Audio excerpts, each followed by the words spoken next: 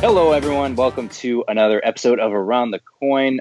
This is a special one. I'm excited because we have the three of us, the original founders, Brian, Faisal, myself, Mike here, and we're going to dive in today. Today on our side, it's March 25th, Sunday, and we've got a lot of exciting things to dive into. But first, we've got a few announcements. The RemTech Awards are being held in Kuala Lumpur from May 8th to May 10th, and the IMTC EMEA, which is being held in Brussels this year, will be on 16th through 18th of May. I will be attending IMTC EMEA in Brussels, so if you're attending, please come and say hello.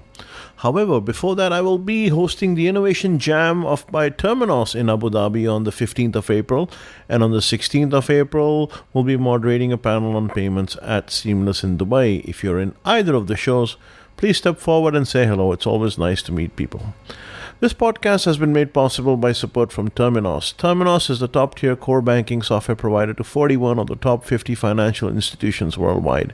Terminos has been guiding financial institutions towards their digital future for more than 20 years. Learn more at terminos.com. Also supporting our podcast is Stellar. Stellar is a platform that connects banks, payment systems, and people, integrate to move money quickly, reliably, and at almost no cost. For more information, visit stellar.org. That's STELLAR.org. For legal disclosure regarding this podcast, please review the message at the end of the show. Okay. Faisal, how are you feeling today? And Brian, how are you doing, man? Doing wonderful, Mike. Nice to be back. How you been?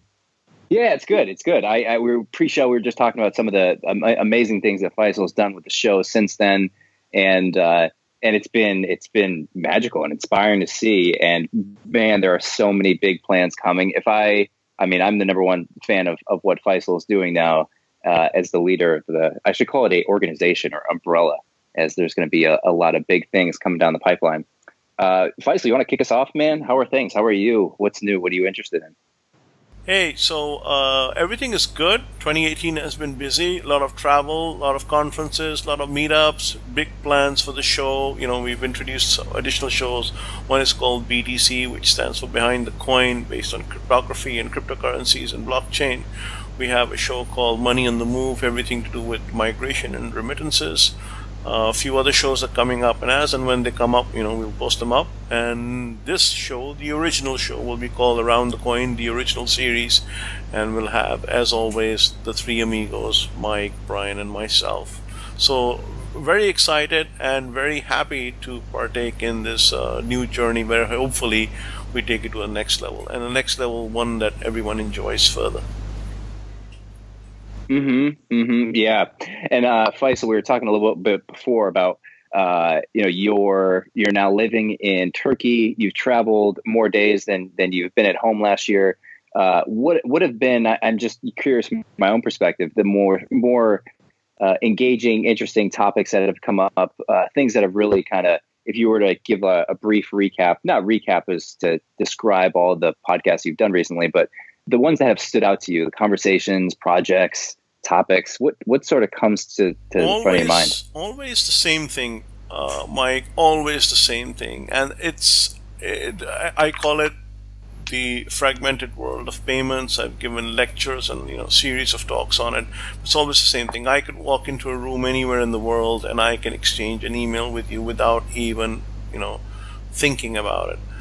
But I cannot exchange money with you. So there are 1,900 payment systems in the world. Less than 3% are connected. We are not talking about the low-hanging fruit. We are talking about fruit that's on the ground. So always, I see companies, I see people, CEOs, groups, panel discussions, moderators, always talking about how we can stitch the fabric of these disparate systems, how we can make it so ubiquitous that payments can go from point A to point B to point C. We can track Uber cars, we can track, ships going through the Suez Canal, we can track where the space station is in real time. We cannot track a payment once it's gone in. We just cannot track it. Even bankers that operate the networks cannot track where the payment is. It's like a black hole. You don't know if it's going to come out on the other side or not, and so forth. So always the same story.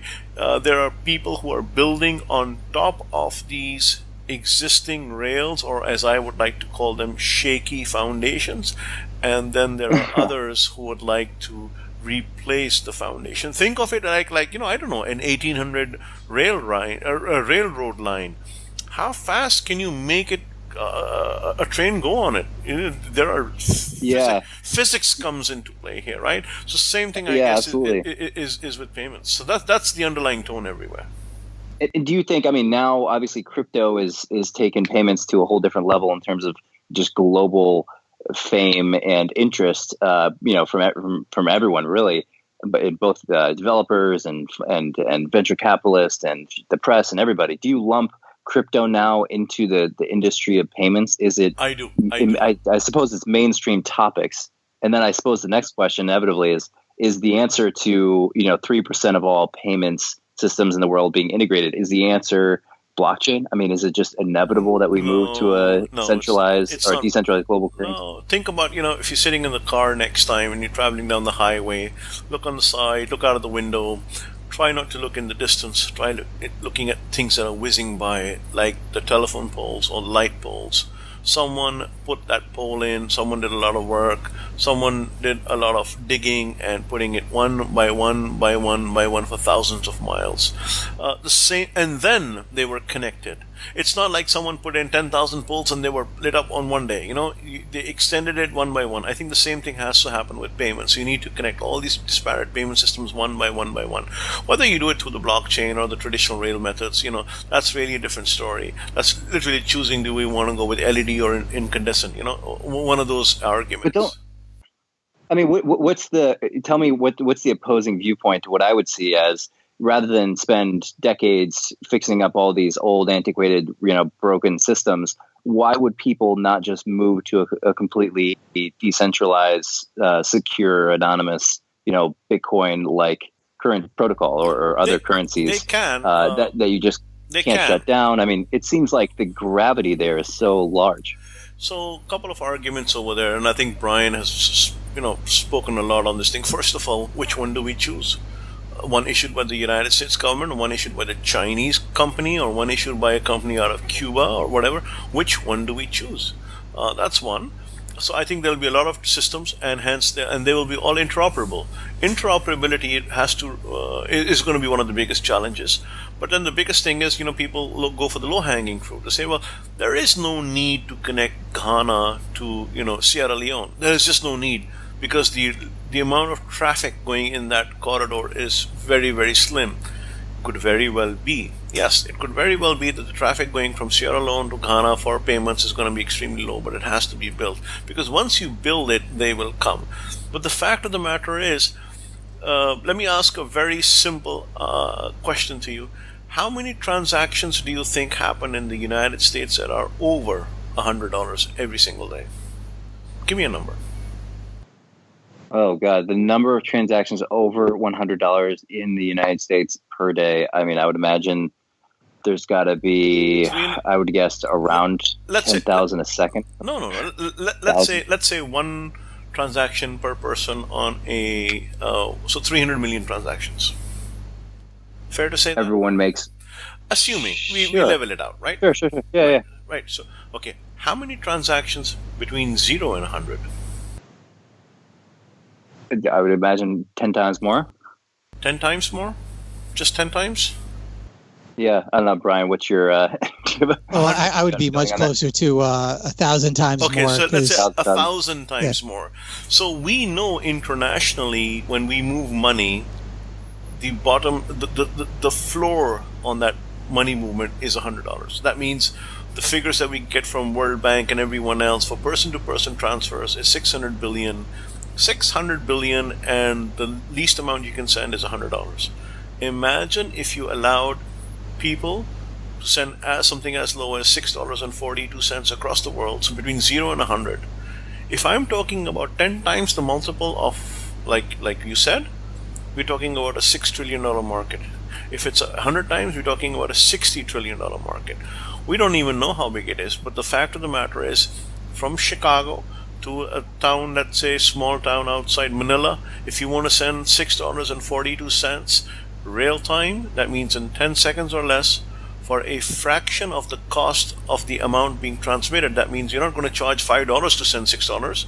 You're going to charge 5%, because 5% of 643 is going to be something like 33 or 34 cents. One would not even think about it. And it does happens in real time. Now you're enabling commerce. Now you're literally going to expand the GDP of the world, because very simple. There's a guy sitting in Tanzania who's earning Google AdWords, and Google is holding on to $12 of theirs, or $11. Google can't pay a person in Tanzania $11 because it costs $25 just to do a wire transfer.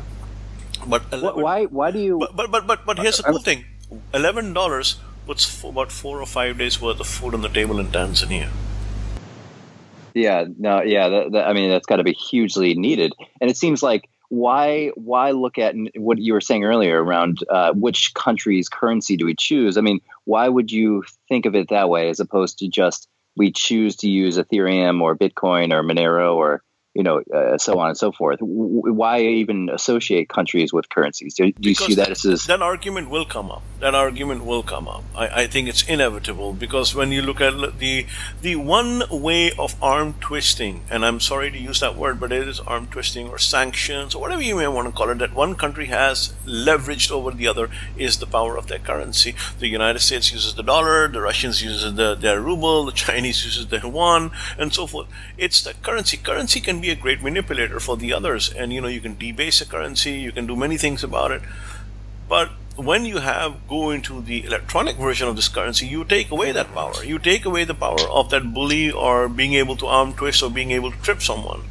And like it or not, that's just not acceptable in the current world and the current scheme of things. So I think that will always remain, that who has more power as far as fame and fortune is concerned. It all sort of will seem immaterial the minute when let's say, like Brian has said it so many times, you drag in a small meteorite that's made of 100% diamonds or gold, everything goes to zero. But until then, go ahead. But I think until then, the argument will be there. Which monetary system do we choose? Which protocol do we choose? It won't be one. I think it'll be a multitude of protocols. Yeah, and it seems like it should be free flowing, and it is. I mean, it's designed so that you can't stop the system, and it's everyone's individual choice where they want to store their money. So if there's a stable coin or base coin that are designed to hold currency at a fairly low inflationary value or low volatility, then you may put 80% of your money in there. You may keep some in Bitcoin, but the individual has the right to choose. And I would think maybe, that seems like one inevitable future is you just transact the local currency into crypto, store it, use it there, and you're effectively pulling the rug out from underneath the countries and taking away their power to manipulate. That's a very Californian thought, if I may say so. Pardon for being blunt, but it is. If you look at if you were to take the same thought and go 3,000 miles to the east, I think the viewpoint is going to be totally different. The governments look at this as people getting out of control. I mean, Brian, what's your view on this thing? Well, I agree with both you gentlemen. We're going to face the same calamities that we're facing with what the internet brought about with the free flow of information. The people that controlled the flow of information prior to the internet were publishers or people who owned printing presses and people who ran universities. And, where we are now, we're still in the throes of that. This whole process that Facebook is going through, what social media is going through, what society is going through by having what is more or less equal access to information. You could see what's happening, and that is there ought to be a law. There ought to be a regulation that your news is not as good as my news, and this person's data is being influenced by that person. Well, the reality is everybody has an influence on the interpretation of history, even science. The most disheartening thing, I think, for any student in science or medicine is when you reach that level where you realize that it's not pure. It's not pure. It's not just the logical empirical evidence. It is the politics around it. It is the weighting of somebody's career that built a certain theory around a certain process, and that process is being eliminated. Therefore, university funds are being eliminated. Therefore, textbooks have to be rewritten, and that university professor's place in history will be diminished. We're living through that. And in news, the same thing's happening. Well, this used to be the authoritative source of news. It had a little tinge in this direction, a little tinge in that direction, and so on. But now that's an issue. Now we look at Facebook. What's going on with Facebook? Well, you have this whole process of, well, what happened in the world the last 3 years? Did somebody influence how people acted? Of course, there's always going to be influence. I'm not saying it's good or bad. I'm just giving you the reality. There's been influence on human beings since there has been communication. In fact, most structures of society are formed around that. Now we move on to money. Money is that last bastion of, one could say, like you said, Faisal, control. And it's probably going to be the arc of 25 years. We're going to be living through it. Our children and grandchildren are going to be living through it. Yeah, I mean, every person who's an adult, will spend the majority of their life waking up, going to work, working for money. Yeah. Yeah. And let's just look at the creation of wealth that ICOs, the good ones, good luck trying to find the good from the bad, right? Or, what we used to call altcoins and Bitcoin proper. Look how much wealth that's created for so many people. It's been transformative. And as we were talking about pre-show, there have been a lot of people on the sidelines. Back when we started the show, it was more or less a running joke, Bitcoin. It was tulips. There's still people doing the tulip thing about all this stuff. But what really happened is real wealth was created. Real forces in society have been changing. And now it really just shifted, though. I mean, what wealth has been shifted? Well, right? Like, isn't that what always happens? But it's a very small amount of wealth, isn't it? I mean, what are we talking about? $400-500 billion in total market cap. Very, very small amounts. What has shifted, certainly, and I would agree with Brian, with Mike, is the perception of wealth. I mean, the previous wealth was... It's always perception. Yeah, but the previous wealth the chips have been redistributed. Yeah, there you go. That's a better way of putting it. And that's what we're really experiencing. Yeah, redistributed in such a manner accessible to all. Yeah, and that's what's really what we're experiencing. So if you look at the analog of how information transformed our society and how somebody can be in another part of the world and actually, I mean, I know people that do Amazon arbitrage. These are people that are not even in the United States. They buy products from company A for price X, and they directly ship it to Amazon. It's FBA, fulfilled by Amazon, and they sell it for price Y.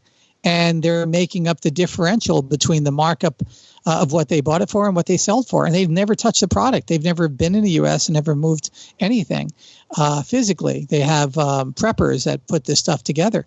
And I've met people that have made millions of dollars doing that. They don't even, some don't even speak English, and they're only selling to the U.S. And so what has happened with, the logistics, with the free flow of information and the tools, it's fundamentally changed the world. Now it's all merging together with the financial instrument. Now, Amazon requires somebody to be in a certain country to pay them, and they have to have a certain legal identity. But in the future, it's going to be much easier, like Faisal said earlier in the show. And that's going to be transformative to a society.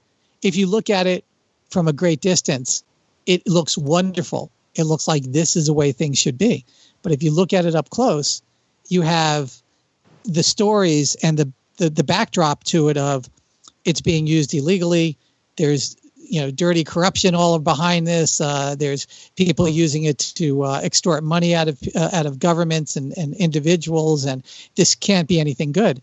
That's precisely what the internet looked like in the early days too. And the gold rush. Remember, I keep coming back to your answer. The gold rush. The gold rush, right? People made more money in selling utensils and tools to find the gold rather than the gold itself.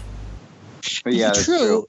True, but also that is a bit of fake news going on there too. So here's kind of what happened when you really look at the real history, and that's what I mean about how history can be interpreted by whatever the political extent is of the writer. The early people into the gold rush, and a lot of people think the early were the first few months. It's the first 25 years. First 25 years of the dedicated gold rush individuals all made out phenomenally. What happened was they were being taken, some of the early folks that were not very wise, they weren't very business savvy, were being taken advantage of. There was no place to get food easily, so they paid 300x for food.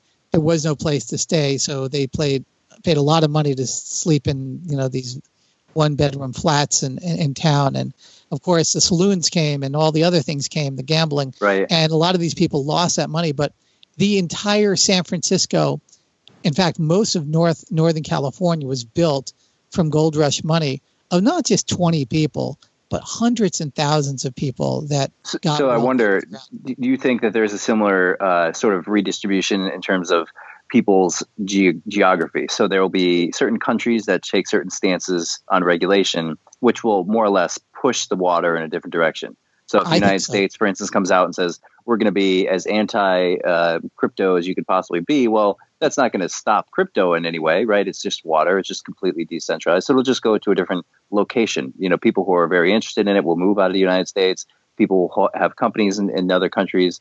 And, there'll be a country who ends up naturally taking the lead, and they see it more as a business opportunity, right? Countries' economic prosperity, and think about potential that. for growth. Think about that, Mike. And it's just like the country who offers that is going to win. And now I still kind of feel that whatever country offers it, there's going to be a natural consolidation there where you're going to have the next Silicon Valley in that location.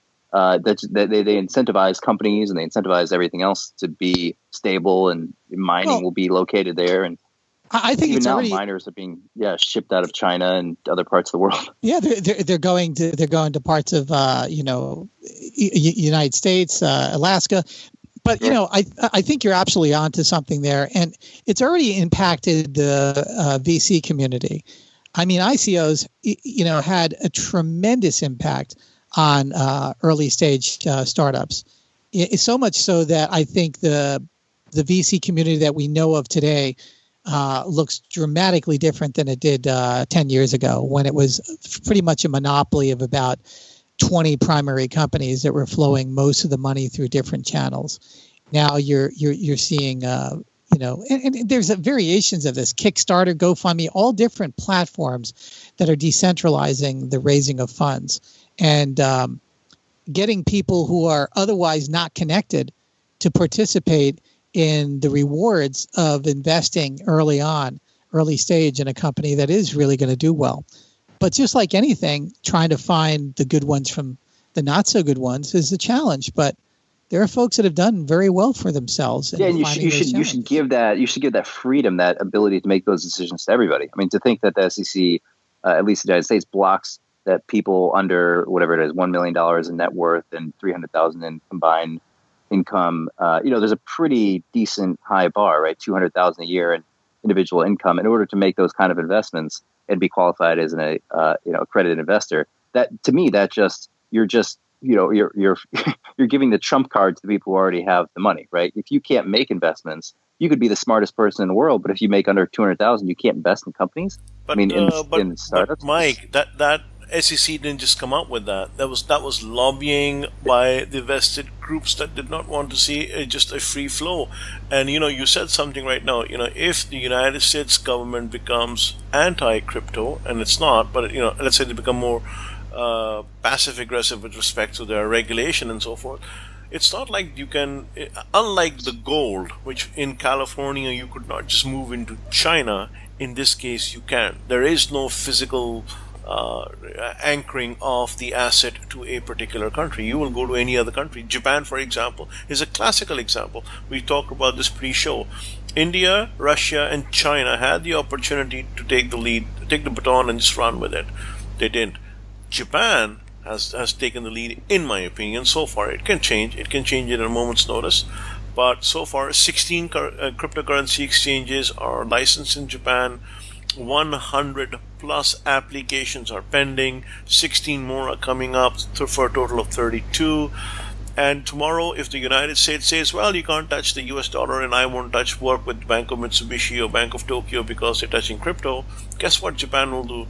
Japan will make JPY as the de facto currency. So people worldwide will be buying Japanese yen. Guess what they'll do with that Japanese yen? They will be bringing that Japanese yen back into Japan to trade for the crypto.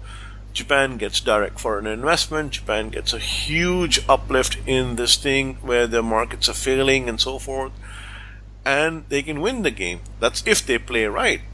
Surely the United States can also come at this and 2 months later announce a more liberal scheme and draw the market away, because that gold, so to speak, is not anchored down to a particular. Yeah, it's almost counterintuitive in the sense that the countries that will win with the governance policies will have the most liberal policies. There you go. Right, the ones who, which is counterintuitive, right? Because they're actually foregoing control. They're saying control goes to the individuals, the people, the citizens.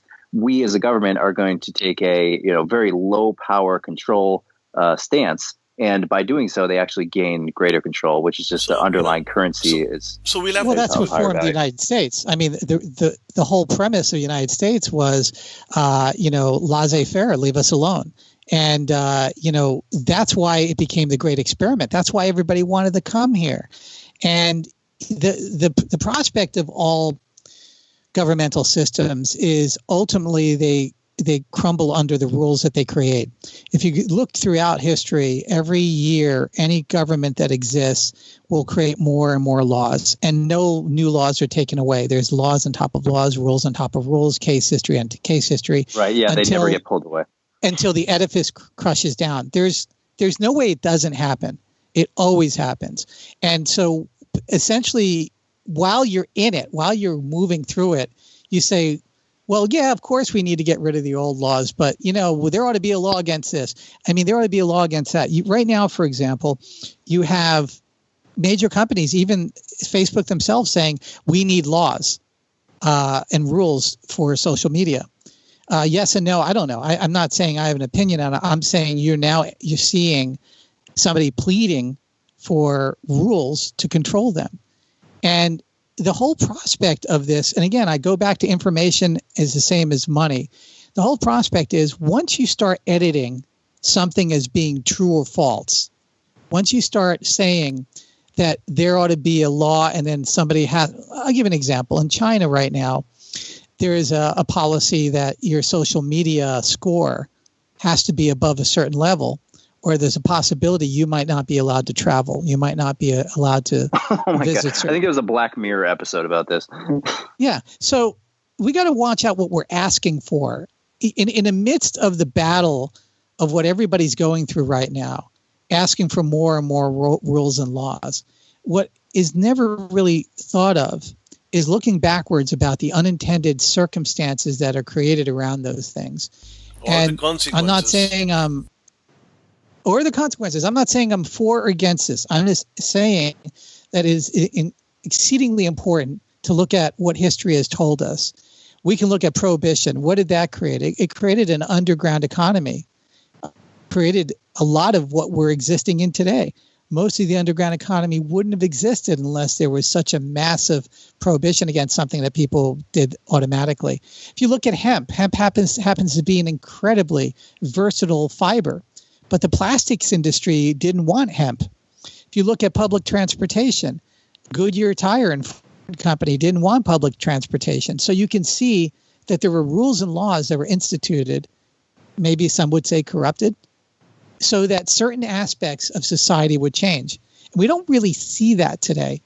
We were talking about smoking earlier, part of this show, before it started. And what a lot of people don't realize is Philip Morris paid for most of the movies during the 20s, 30s, 40s, and 50s. In fact, it was a requirement for the actors to smoke cigarettes in the movie. And you would ask yourself, well, why was that? Was it advertising? No, it was lifestyle manipulation. There are people that are long gone that saw their heroes on the big screen having a cigarette after doing a movie, and then they're saying, well, I want to be like Clark Gable, or John Wayne. John Wayne died of lung cancer. He said, I died because Philip Morris told me I needed to smoke on the set, and I became addicted to it. And he came out, and we don't hear about this stuff, but what is the Philip Morris of today? What is being brought upon us today? Well, that's regulation, right? Strangulation right. by regulation. It is, and I'm not. But the point is, where do you place the slider so that you are also regulating while at the same time keeping that entrepreneurship river flowing? I think it requires more cooler heads, and what happens is people feel like they need to go to the streets and demand change, and they will get change. It just may not be what they want. The problem is we're into this problem, reaction, solution sort of modality. Others call it the Hegelian dialectic. And, what happens with that is you always wind up getting things that are not good for humanity on the whole. You always wind up getting things that are piecemealed together as a reaction to something that just happened, rather than a thought process of what is actually happening. And this is why the founders were very much against a direct democracy. That's why the United States is a republic. And a lot of people say, well, that's old-fashioned. Well, the idea was there needed to be a fluff time, a slowdown. Now, unfortunately, the other aspect was you can only serve one term and you go back to life. That wasn't followed. That was pretty much the idea. So there was no less chance of corruption. But, that slowdown was designed to respect the individual right, not the group right. Yeah, I think a lot of these, Brian, to your point, they're reflections in law that just reflect human biases, right? I mean, if you're saying that effectively what we're saying in social media is that individuals collectively are the ability to manipulate collective consensus is significant, right? If I were to go and I could just spend $500 million on advertising, I could actually get a large number of people to think differently about a specific topic. And that's always been that way, though. Reality it's always been that way. It's difficult to cope with because we think we're individual, free, we're making decisions on our own, yet we're so influenced by the world around us. And those influences, those skews, the difference between what you want to believe and to be true and what you end up believing and know to be true is that human bias difference. It's recency bias, it's, it's location bias, it's everything else. We have a couple of minutes left, so let me ask you, Brian, first. In 2 minutes or less, where do you see the ICO market going vis-a-vis with respect to regulation? And do you see is there any particular country that you would like to highlight or any that you think has an advantage right now? Well, I think it's a complicated question. I think you're going to see more regulation. And we talked about this one of the very first couple of shows that ultimately regulators are going to regulate. And, in the United States, there's more of a knee-jerk reaction to it. And it could very well, I wouldn't say choke off, but, radically constrain even the best actors. Are there bad actors out there? Absolutely. I've been warning people since day one. What country? I think the countries that take this seriously and that see that and to see that financial and technical and entrepreneurial innovation happens everywhere in the world. It just doesn't happen in the Silicon Valley. And it's utterly ridiculous to move people to the Silicon Valley just so that they can go and do the beauty contest and strut down the dog patch and, hang out with the right VCs just so that they can say that, my $9,000 a month, 1-bedroom apartment is keeping me, well, whereas innovation is taking place all around the world. And I hope that other countries get to see that. And not just countries, maybe states. And I think individual states may start standing up and saying, they want to have the ability to control some of these things in a better or in a better sense than what they think government as a whole federal level is controlling. So we'll see. I think it's very clouded right now, but I think for anybody listening, what Mike was saying, it's about individual responsibility, just looking at what is going on in the world and, try not to jump into a crowd that's walking down the street because, sometimes they might have good intentions, but maybe the end result isn't what you really thought it was going to be. But you're gung-ho overall, right? Well, listen, I think anything that is going to allow individual free thought and free creativity to prosper and to flourish helps humanity. And I'm pro-humanity. Anything that helps humans expand and do the things that humans should be doing here on this planet is what I'm supporting.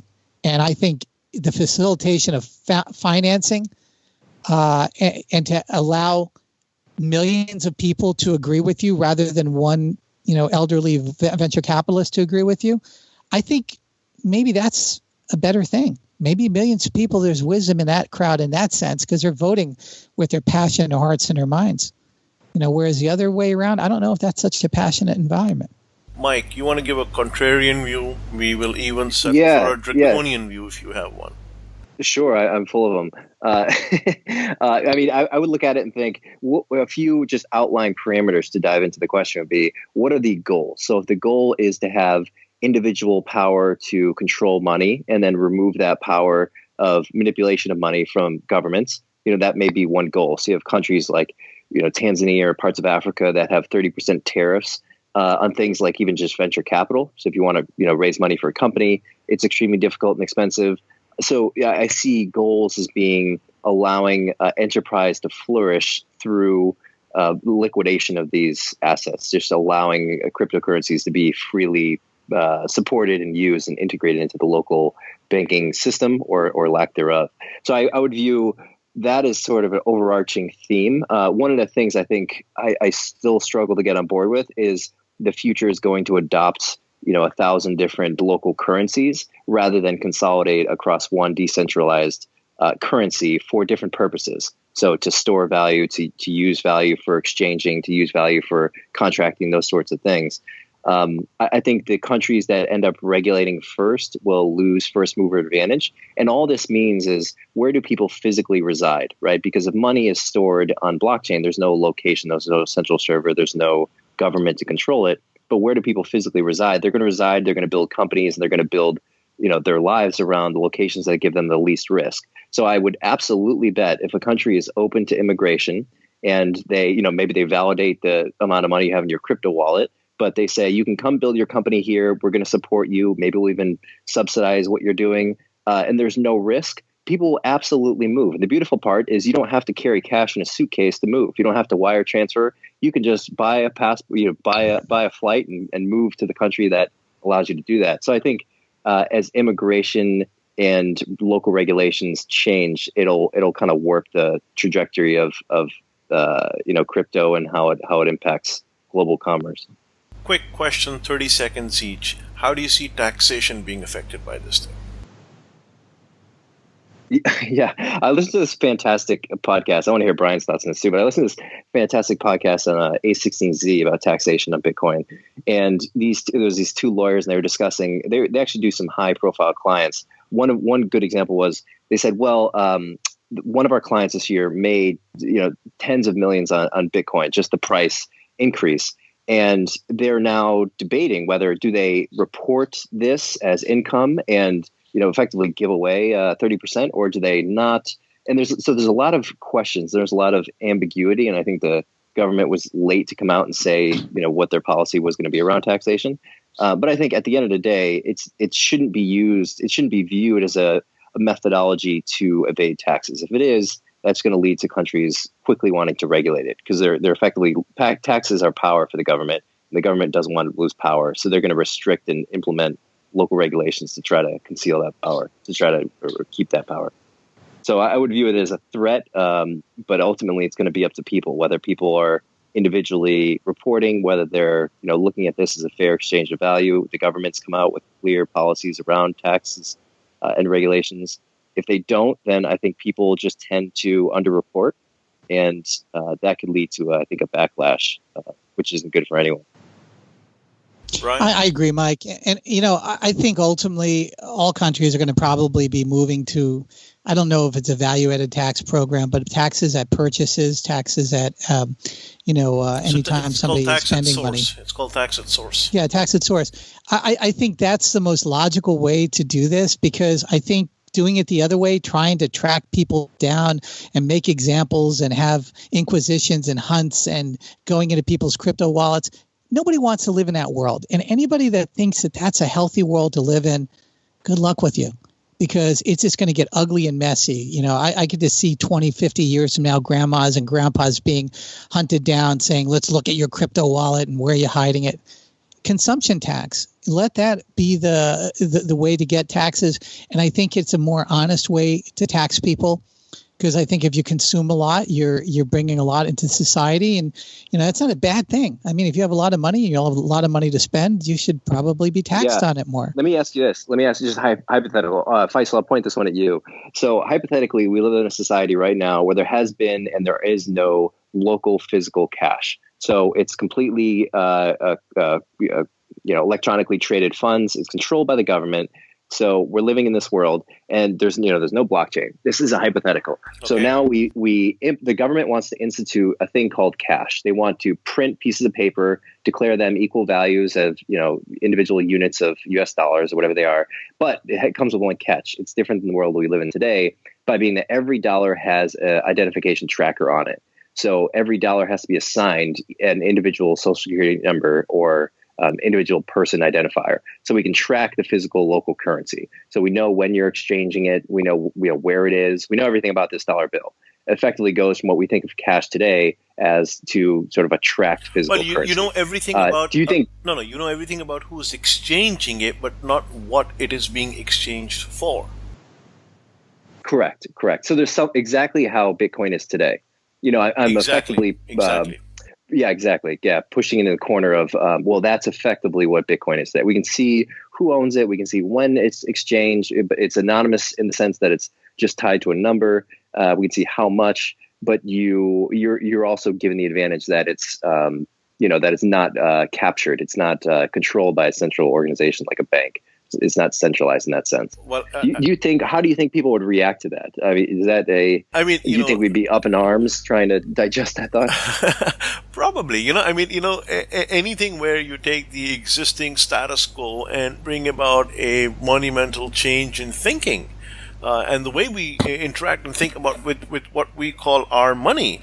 Because I'm assuming in the world that you're describing, we are very comfortable with the government and the financial institutions being the custodians of our money and being able to track every single penny to the last cent, right? And now we have the system where we say, no, well, we are going to detether it, and you can take this money and give it to anyone else. Except this time, the only difference is we don't know what you're trading it for. So yeah, I'll be worried and so forth. So anytime you take a contrarian view to what is the status quo, there will be pros and cons. But it's a great analogy. It's almost like this book Time's Arrow. If you ever read it, it's about a guy documenting a world where time is going back in reverse. So children are born as adults in graveyards, and they die on their mother's wombs. So and then you can do the whole thing. You go vomit things out and all that stuff, and take it and you put them into packages, and you go to supermarkets and you exchange them for money. So it's whenever you change the perspective, there's always an argument, and it's a very interesting and a very powerful argument. I don't know where we will be with the taxation issue, but it certainly is going to be a challenging one. Well, gentlemen, time's up on this one, and we will take this next week, hopefully. Thank you for getting on the microphone, and hopefully we will speak soon. Love it. Thanks, guys. Yeah, it was perfect. Thank you, guys. Bye. The views and opinions expressed on any program are those of the hosts, co-hosts, and guests appearing on the show, and do not necessarily reflect the view of the owners and producers of the show. Paid advertisements in form of audio announcements may appear throughout the show, including this one. Advertising can also include print and other digital formats. The owners and producers of Around the Coin do not endorse or evaluate the advertised product, service, or company, nor any of the claims made by the advertisement. All programs are subject to a one-time charge for professional editing fees, for which the interviewing guest or guests may have contributed towards. The owners, producers, hosts, co-hosts, and guests on the show are not financial advisors. Any investment advice or opinion cited during the show is for information purposes only. None of the content is intended to be investment advice. Seek a duly licensed professional for investment advice. If you believe there's been any violation of your copyright, trademark, service mark, or any other type of intellectual property, please inform us in writing by sending an email to legal@aroundthecoin.com.